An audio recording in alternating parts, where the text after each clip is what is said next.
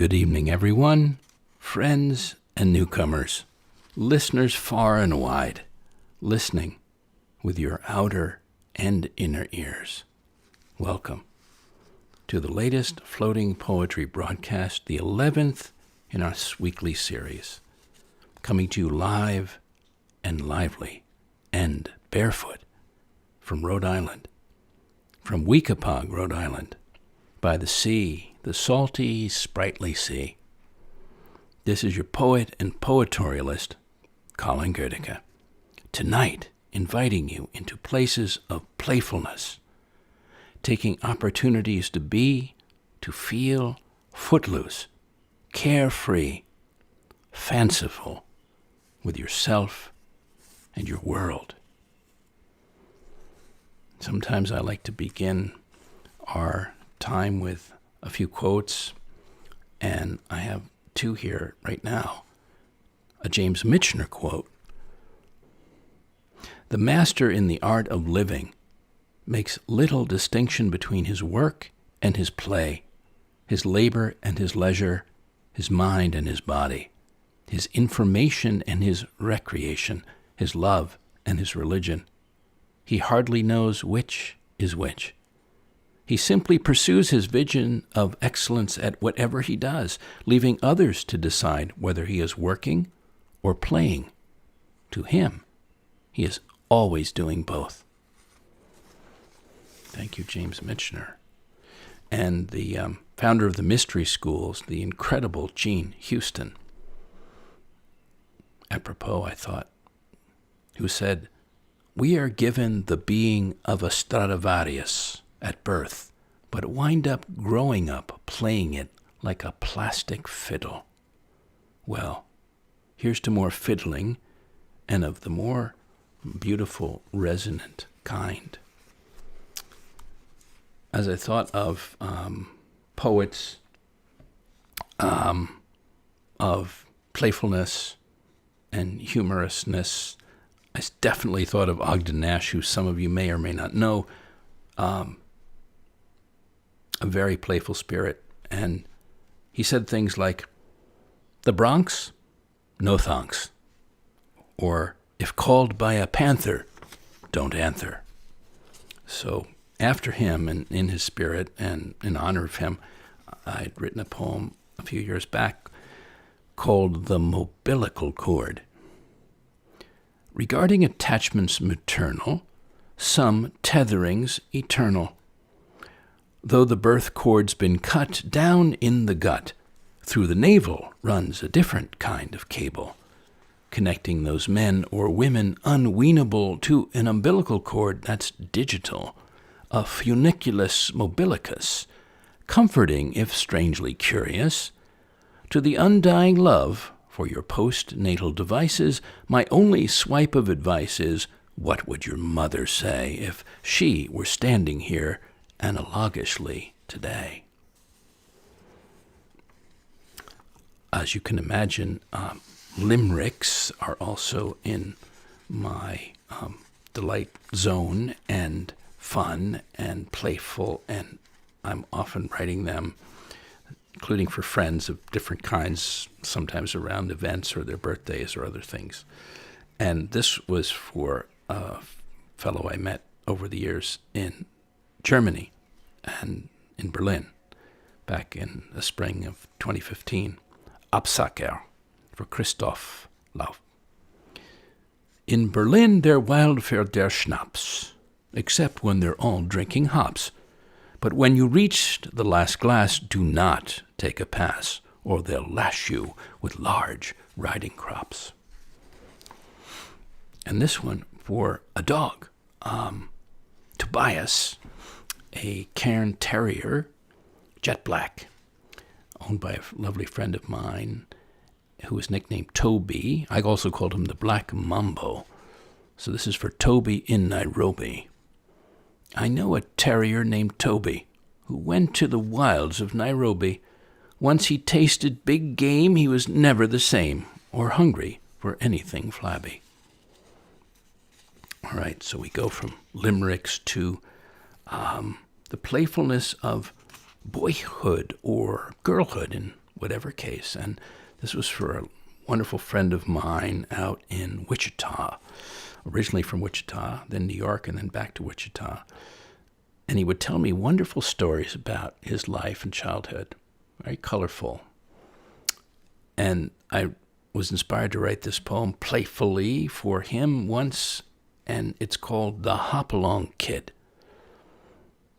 One midwesterly winter, back in time but fresh in mind, when you were on the loose and weren't selling boxes of spud nuts from a wire basket for Mrs. Townsend, you found yourself in town, looking wide-eyed through the window of Levitt's jewelry store, where, past the reflections of passing car lights, a Santa Claus was making merry. But standing, alone at dusk, gloveless and shivering, in an oversized overcoat, while the Wichita wind whistled up your sleeves, your eyes weren't fixed on old Kris Kringle. Instead, you beheld the most beautiful young lady you had ever seen, brunetely radiant, who saw you too, who soon floated out from the warmth and sparkle, scooped you up next door to Butyl's to buy you a hat and gloves, and let you pick whatever your 7-year-old heart desired. You passed up the pairs of Beau Brummely pigskins and fancy rabbit furs for the straight shooters, the Hopalong Cassidy ones, with the cuffs and cowboy fringe, feeling less chillier and much happier as you hopped along back home. And then even household chores can be playful, and this was written for my wonderful friend Richard Lauren up in Maine, Mid-Coast, Maine. And he loves to iron, and when he tells me about that, I get a kick out of it, and I wrote him, as a result, one time a poem called Iron Man. He's the Iron Man. He flies full steam into the fray, presses his way through every fiber of resistance, wrestles every unright angle wrinkle into submission, until he has a luxe, hotel-worthy set of heavily, heavenly iron sheets in which to once again dream and smoothly sleep. Iron Man. And how about the playfulness of our freewheeling imagining when it's wide open, when we feel at ease, when we feel childlike, which is so beautiful. And I always encourage that, and however old we are, 80, 50, 30, any age. So, not just for children, but I suppose for all our childlikeness, I put together a poem some years back in a little town on the coast of Italy called Sestri Levante, and it's called Binario 5, Se per mare, track 5 for the sea. The train from the sea, from Monterosso sul Mare, and points underwater, sloshes toward Sestri Levante, carriages full of salty characters. In first class, an old langoust puffs a Havana, and a rakish crab waves his eyes at a demure anchovy alone in seat 32.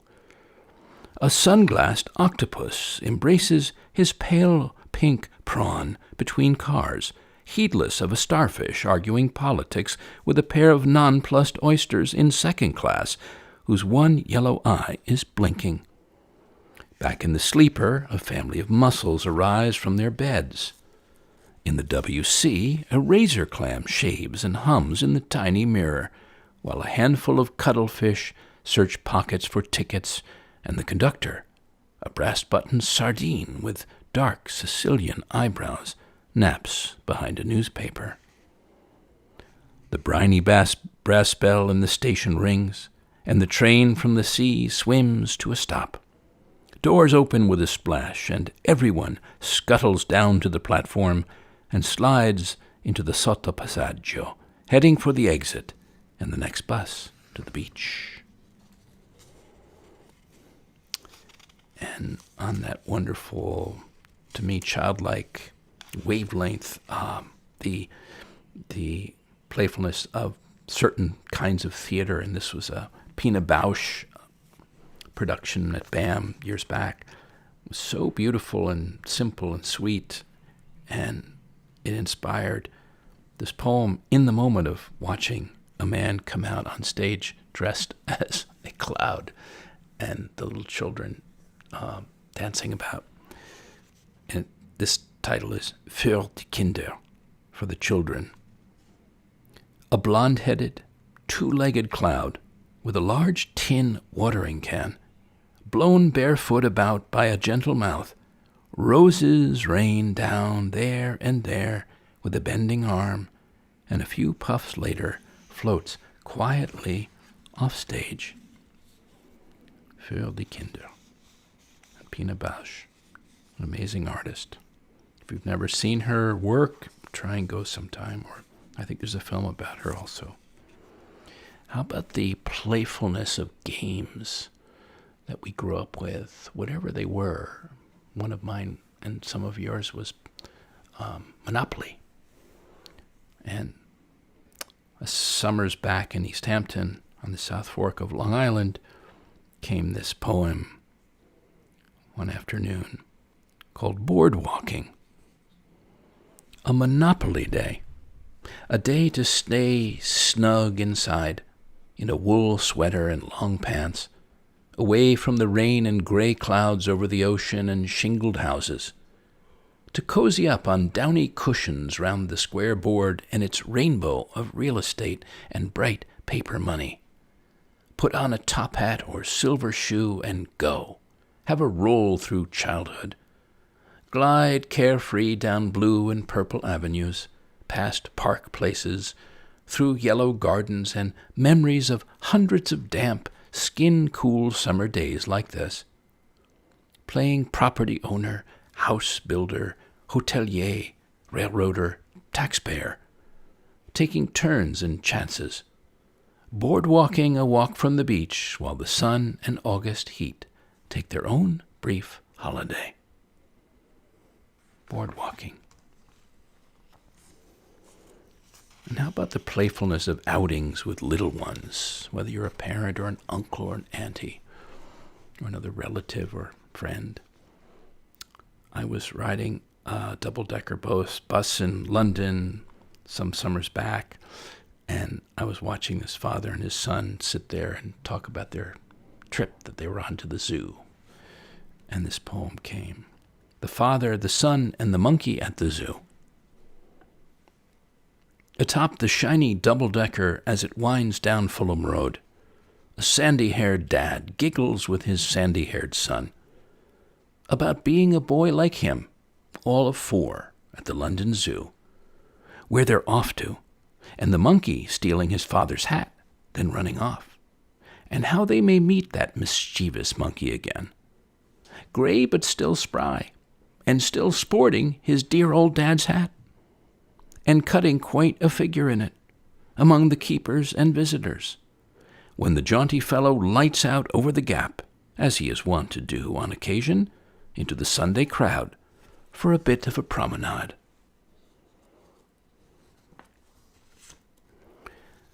Some of the most playful things, of course, are animals, if we watch them carefully or closely. And I'm always intrigued with them. And years back with the pelicans that I would see in Mexico when I'd spend time in the Yucatan. And this was an ode to one, a playful ode, called Between Fish. Standing on shore between fish, this fellow's a leaf-footed, leather-faced cross between a cubist swan and a Roman legionnaire, with an aggie-eyed air of indifference or feigned insouciance. But on the wing, he's a beautiful blue Danube waltzer. And since we're in the oceanic territory, and I always like to bring in some things to do with the sea, I thought you might enjoy tonight the playfulness of a poem about oysters. And it's in 9 parts, short parts. An oyster has 9 lives. 1, a sweet life, A sleeping beauty that's teased out, wined and dined with, and then savored for all its fresh and innocent flavors. 2. A tragic life. Plucked out of bed, shucked and shocked from its shell, then eaten alive, it's hell. 3. A sad and lonely life. Lying all alone at the bottom of the sea, quite powerless to break free on its own, confined to spend every waking hour in bed, always waiting to eat, with nary a candle to light its mantle or warm its cold feet. 4. An R-rated fantasy life.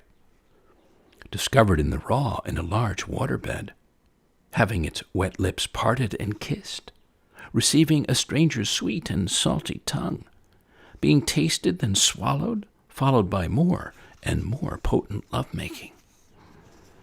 5. A biologically imperative life. Belonging to the Ostridae family, they bury their heads in the sandy bottoms of shallow tidal zones. Left valve is joined to right valve by an elastic ligament, which makes separating quite a predicament. Fleshy membranes line the shell, a white mantle without a smell. 2 pairs of soft lips, or palps, form doubly kissable mouths. In all, 50 species are edible, the rest are less than credible. 6. A frequently irritated life. Everything is irritating.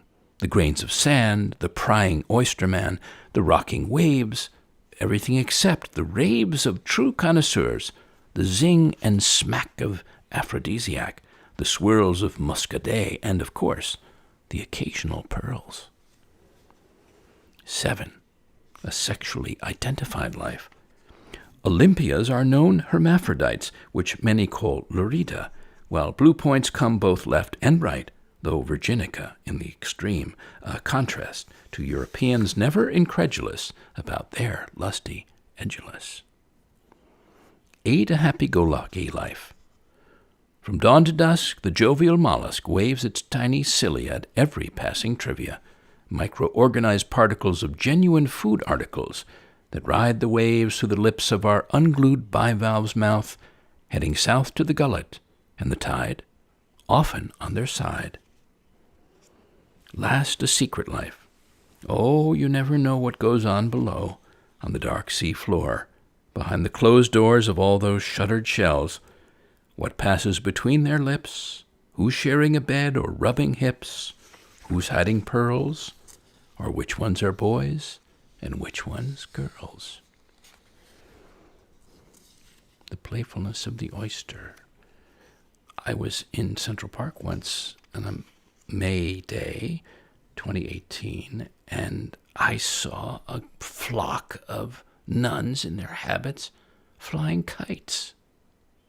I couldn't get over it. It was right out of a film. And so the playfulness of surprising scenes. Nuns flying is this one. Nuns flying. Flying kites by the dozens in a sheep meadow in Central Park.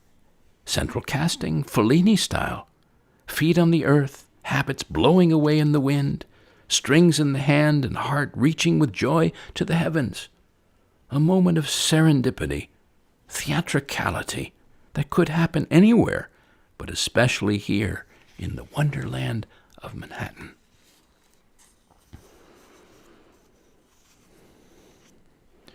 And what do we think about flights of fancy? I think of playfulness, I think of fancifulness and flights of fancy. And this was a romantic one, charming one, back in Cobble Hill, Brooklyn. For a once love, you on the moon.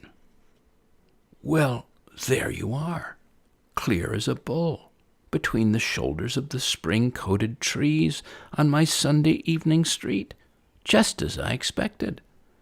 Up there on the new moon, the rising full flower moon, astride it like a hobby horse, happy as can be, with your lovely long legs dangling into a sea of stars that sparkle and tickle your toes and the milky-wayed soles of your free and easy feet. You on the moon. I have quite a significant, as others have commented, I know, nose of a kind, and so I've written over time for myself and others poems about noses. And I have a little trio of them here I thought we'd have fun with tonight. And this was for my incredible mentor, David Melnick. And it was written on his 80th birthday, which is back in 2011. And we're always teasing each other about our noses. And this is called A Nose with Great Character for David. A man's quality can be judged by his nose, the bouquet of his life and lineage. It reveals his distinctive character, his vintage, his earthiness or elegance, balance, complexity, his suitability for aging. And then there is the big nose, supremely supple, full-bodied, Nelsonian, imperial, le grand nez, il naso di tutti nasi, the noble nose like the one that now graces your 80th face, that gives to us and to the mirror a taste of the best and the rest of the greatness that swirls inside. A nose with great character. And then for my very playful friend who is sitting right here tonight among my 3 wonderful live guests at the table in the room, Barbara Michaels, my dear friend, written for her, The Nose in the Pocket. She's smiling. She's always smiling.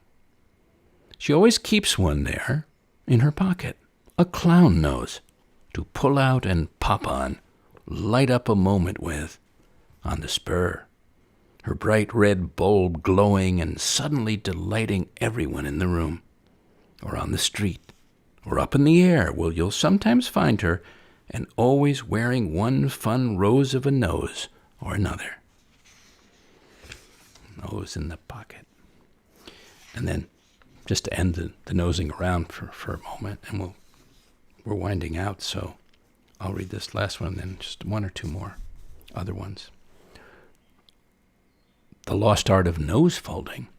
So, when I was married, I would sometimes get hay fever, and I would take my knuckle and I would push my nose one way or the other, and just to make it feel a little better. My wife said, if you keep doing that, it's going to sort of stop at a certain. You won't be able to get it back straight up. So why are you always folding your nose? Well, I was, and so that led to a poem. Of course, me horsing around about the whole thing. The Lost Art of Nose Folding. Start with a decent-sized nose. Now, taking the right hand and leftmost knuckle, press intently against the bulb, folding firmly to the right, perpendicular to the face, or work east to west, being sure to avoid angles over 90 degrees, which may be permanent. Use your creativity to vary the effects, one day forming a series of handkerchiefs, another day origami animals or flowers, the next day lapels. French cuffs, a long-sleeve dress shirt. On weekends, chairs, tents, maybe a Murphy bed.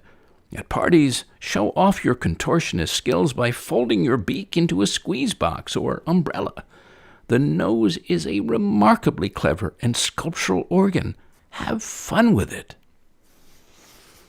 The Lost Art of Nose Folding. I want to read you another playful poet of an entirely different kind, and I think I shall tonight if we can maybe go over a minute or 2 from our usual rough time frame. E.E. Cummings.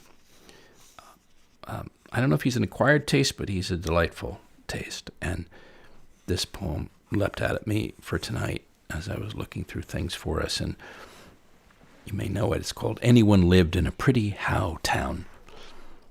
Anyone lived in a pretty how town, with up so floating many bells down. Spring, summer, autumn, winter, he sang his didn't, he danced his did. Women and men, both little and small, cared for anyone, not at all. They sowed their isn't, they reaped their same, sun, moon, stars, rain. Children guessed, but only a few, and down they forgot as up they grew, autumn, winter, spring, summer, that noon loved him more by more. When by now and tree by leaf she laughed his joy, she cried his grief. Bird by snow and stir by still, anyone's any was all to her. Someone's married their everyone's, laughed their cryings, and did their dance. Sleep, wake, hope, and then. They said their nevers, they slept their dream. Stars, rain, sun, moon, and only the snow can begin to explain how children are apt to forget, to remember, with up so floating many bells down. One day anyone died, I guess, and noon stooped to kiss his face. Busy folk buried them side by side, little by little, and was by was. All by all, and deep by deep, and more by more, they dream their sleep. Noon and anyone earth by April, wish by spirit, and if by yes. Women and men, both dong and ding, summer, autumn, winter, spring, reaped their sowing, and went there came sun, moon, stars, rain. Thank you, E.E. Cummings. And the next to last for tonight, based on a wonderful hat, which I must retrieve. It's tucked away somewhere in the layers of Troy. It's a beautiful white hat made of rabbit fur. It led to all sorts of things, including acquaintances and stories, by just wearing it. And it has to do with my time in the world and more recent times as being an enchanter, being asked to come and be an enchanter at times and places and events, which is a wonderful thing to do for a poet. And this is called the White Fedora. A vintage Cellini, the color of fresh cream, felted with rabbit fur, the kind of hat that calls for a horse, a fitting fedora for a poet adventurer, a plein air enchanter.